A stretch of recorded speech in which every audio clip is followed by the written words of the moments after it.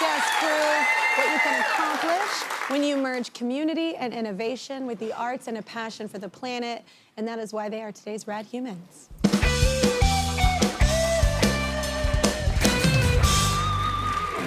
Two incredible women to celebrate this Earth Day with. Let's welcome from ArtsXchange in Georgia, Alice, and from Shades of Green, Brandy. Give it up for them, y'all. Welcome to the show.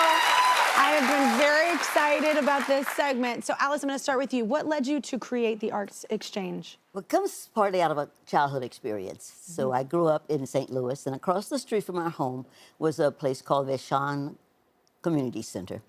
So this was a city-run center, and from about the age of 4, this is where I spent most of my time. And this was a place where I took dance lessons, everything from ballet to tap to ballroom dancing. So you see an 8-year-old doing the samba and the rumba. Yeah. I learned how to crochet, how to sew. I learned how to do carpentry. It's amazing access and opportunity. Yeah. Incredible place. Incredible opportunity. Didn't know what an incredible opportunity it was when I was growing up because I thought it was what everybody did. I thought this was the way your life goes. Yeah. Yeah. What does ArtsXchange do now in Georgia? So ArtsXchange is our second facility. We're in East Point.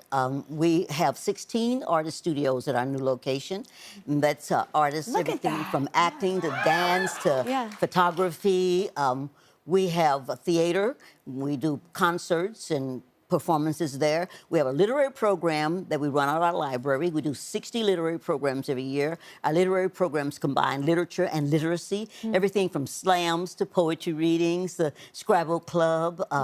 We have a community garden, a gallery. Yeah. Our gallery is really wonderful. We present about 130 artists every year through our gallery, and most of these are artists. Sometimes it's their very first exhibition. Yeah. So this is a place for the community to come, experience art, meet the artist, and make that a community sharing moment there. Yeah. Yeah, that connection is so important. Absolutely. Well, Brandy, you've helped expand the environmental portion, which I love. So how did you two partner up?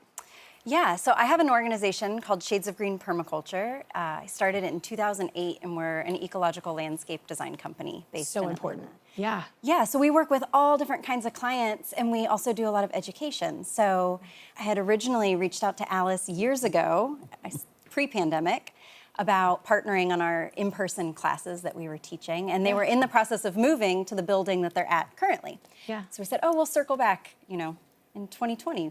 And then, of course, the pandemic happened. So a bunch of years went by, now 5 years, and we just happened to reconnect this past summer through a mutual friend.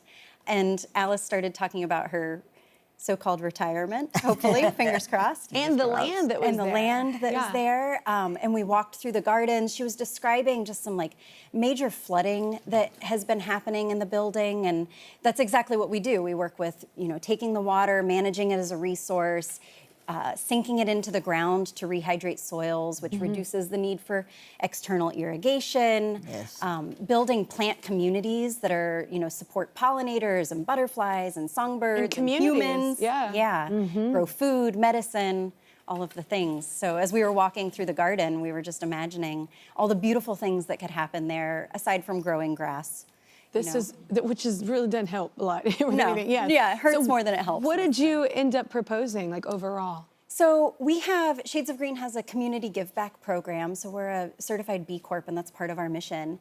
And so at first I was like, oh, well, let's do a community give back program. We'll do a community design process and lead some volunteer days. And then, of course, the project is really large. So it's an old school building. The front area that we're working on is like over 10,000 square feet in and of itself, which is really large.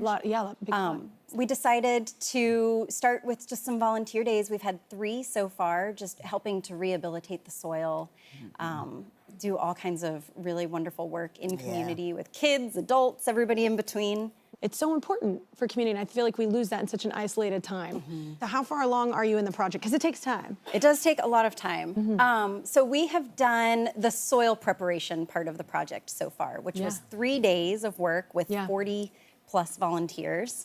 in sometimes sub-zero temperatures, which was Yeah. wild for Georgia. That's also why these types of gardens are really important as well, you know, to be able to kind of manage the extremes that we experience now, climate-wise. So That's incredible. And reducing the need for like irrigation and also pesticides and herbicides. Stay away. Yeah. Yeah. I came into this work, you know, early in my life. My parents had an ornamental plant nursery, and I saw them both poisoned because of the chemicals that they were using that are very minimally regulated. So And it people started, didn't know. No, But people now we didn't know. And Yeah. a lot of the chemicals at one point were like sold at, you know, the hardware store. So Yeah.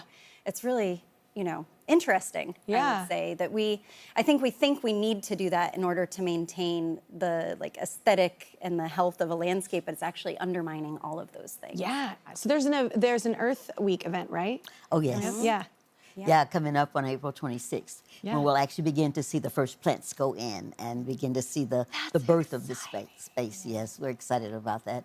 Oh my God, there's nothing better than like planting and then waiting however long it takes, come back and you just see it start rising up. It's gonna be so, and especially with how beautiful the building is already, with the artists that have put in time and effort in that, and then seeing like, people don't see the emotional health of it all as well. Like of seeing the garden, seeing that kind of beauty really does change you and it puts you in a better space. Oh, no doubt about it. Even that building could be so boring, but you've chosen to do something beautiful with it. And that's the whole point, because when our community walks past this space, or the people who come in and take classes when they're leaving, we want them to know that this is a space that is created for them. So there'll be seating there, so they can sit there. There'll be plants, pomegranates that they can just pick and eat, figs. It will be a garden that is available to whoever passes by, and if it's something there that they want to pluck, it's there for them. Yeah. And it's also there to inspire them to understand how important it is to stop growing grass and make your land productive. Yeah. Even if it's just growing tomatoes. And but to grow show them something. how easy it is to do in your backyard, because people are like, oh, I have a small plot. I'm like, you can do a lot. Like, I mean, get a vertical garden book. Like, you know what I'm saying? Like, it's you can do a lot with a small space. You can. Yeah, especially with technology these days and how they're teaching us to do that. But it's incredible what you're doing, and our friends at Park Seed believe in growing a greener, more connected future, and that's why they're donating $5,000 to support your incredible work and what you're doing. It's so cool. I hope that this idea catches on in other communities. It's so brilliant what you're doing. Thank you.